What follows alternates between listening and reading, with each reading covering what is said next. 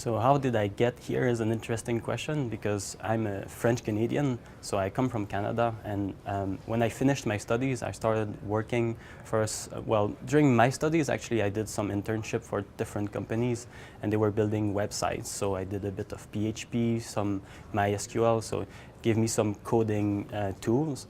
But then I was looking into different companies, bigger ones, and one of them that offered me a job when I finished my studies was Bell Canada, which is a big telecommunication company, similar to BT here. They've been there for 125 years.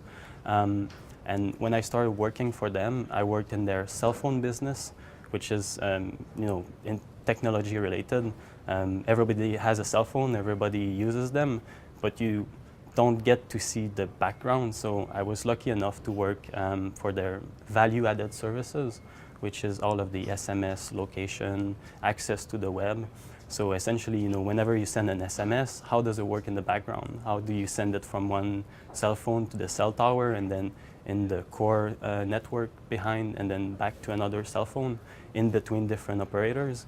It's interesting to see how that works, and I was lucky enough to work for that.